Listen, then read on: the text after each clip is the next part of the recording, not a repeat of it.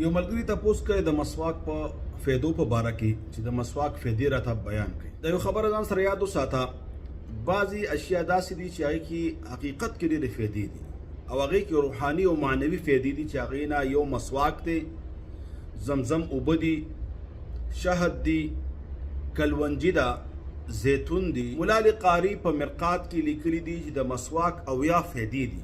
هغه وسره دا خبره هم لیکلې ده لکه څرنګه د اپینو او کوکنارو اویا ضررونه او اویا نقصانات دي. قاضي خان هم بعضی فواید د مسواک لیکلي دي، نورو کتابونو هم لیکلي دي، بعضی پکې څه احادیث هم نقل کړي دي، بعضی پکې څه ضعیف احادیث دي. زه کوشش کوم چې مختصر د هغې نه بعضې ستاسو مخې ته کېږدم. د ټول اهمه فایده خو په دې کې دا ده چې الله تعالی په دې باندې رضا کیږي او زما او ستا دشمن شیطان په دې باندې خفه کیږي. بله فایده په دې کې دا ده درېیمه چې غاښونه دې سره صفا کیږي. څلورمه فایده په دې کې دا ده دې سره اورۍ مضبوطیږي. پنځمه فایده په دې کې دا ده دې سره د سترګو نظر تیزیږي. شپږمه فایده دا ده دې سره د سر ویښتان دا مضبوطیږي. اومه فایده په دې کې دا ده دې سره د سر او د ګیډې ویښتان زر نه سپینېږي. اتمه فایده په دې کې دا ده یو حدیث کې هم تذکره شوې ده چې د مرګ نه علاوه د هر شي دپاره دا علاج دی. همه فایده یو حدیث کې دا هم تذکره شوې ده چې مونځ پکې اویا چنده ثواب زیاتي. لسمه فایده بعض علماو دا هم لیکلې ده چې په دې سره رزق فراخه کیږي، مال ورسره زیاتیږي، مال کې ورسره برکت راځي، د خولې بدبویي ختموي، د غاښونو زیړوالی ختموي او د سر شدید درد، بعضې خلکو په سر مې درد دی، د هغې دپاره بهترین علاج دا دی چې مسواک شروع کړه او همیشه مسواک وهه 5 وقته او خصوصا چې کله د خوب نه بیدار شي په دې وخت کې خامخا مسواک وهه. انشاءالله څومره درد ستا د سر وي دې سره به هغه آرام شي.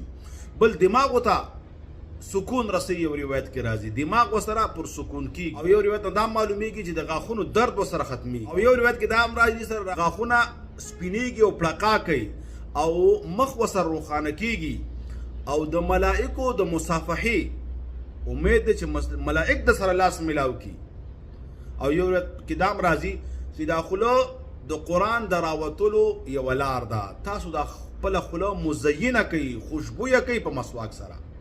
او یو روایت کې دا هم راځي سره د خولې خوند برابري. یو روایت کې دا راځي سره هضمه مضبوطیږي. نن زموږ د هر کس معده خرابه ده، دا څو مرضونه خو ډېر سیوا شو، ویښته زر سپینېدل یا ویښته غورځېدل، په سر باندې درد، معده خرابېدل، نظر کمزوری کېدل، د دې ټول لپاره بهترین علاج دا دی چې ځان سره مسواک کېده. یقین وکړه دا سوال چې کله زما مخې ته راغی نو ما اول وکاته خو الحمدلله ما سره مسواک و او د سوال د جواب نه مخکې لاړم او مسواک مې استعمال کړه. مسواک بهترین شی دی، یو په ځای دوه والي، دفتر کې ځان سره کېدی، دکان کې ځان سره کېدی، جیب کې ځان سره کېدی، د کور چې کوم واشروم دی باتروم هغې کې ځان سره کېدی چې دا نه وي چې نشته. او یو حدیث کې دا هم راځي چې کله بیا مسواک نه ګوته هم استعمالولی شي، پردی مسواک هم استعمالولی شي. څنګه د سړي دپاره مسواک مسنون عمل دی، د ښځې دپاره مسنون عمل دی. بیا بعضې خلک دا تپوس کوي چې کم لرګي والا بهتر دی. نو صحیح خبره دا ده یو حدیث کې راځي چې د زیتون والا ډېر بهتر دی، لیکن که زیتون والا نه که هر لرګي والا تا استعمال که ستا دپاره دا جایز دی. یو روایت کې دا هم راځي چې د انسان روح په اسانۍ سره اوځي او انسان بدن کې څومره ضرورونه وي، څومره جراثیم وغیره هغه ټولو صفایي په دې سره کیږي. او د ټول نه بهترینه فایده دا ده چې په وخت د مرګ کې او په وخت د ځلکدن کې کلمه په خولې باندې اسانېږي او د چا چې اخري کلمه لا اله الا الله شوه حدیث کې راځي دخل الجنه، جنت ته به داخل شي. ډېرو علماو په دې باندې کتابونه هم لیکلي خو مسواک یو اهم شی دی. د ټول نه اهمه خبره دا ده چې زما د رب حکم دی، زما د نبي پاک طریقه ده.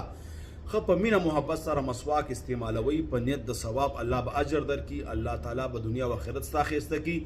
که څومره شرعي احکامات دي که یو طرف ته په دې کې د آخرت اجرونه ثوابونه دي، یقین وکړئ بل طرف ته په دنیا کې دومره فایدې دي چې بعد کې 1400 کاله پس په هغې باندې ساینسدانان کتابونه لیکي او ریسرچونه پرې کوي او د هغې فایدې مخې ته راځي. لہذا مسواک خپله شیوه وګرځوئ، مسواک خپل عادت وګرځوئ او خصوصا خپلو بچو ته د مسواک اهمیت بیان کوي.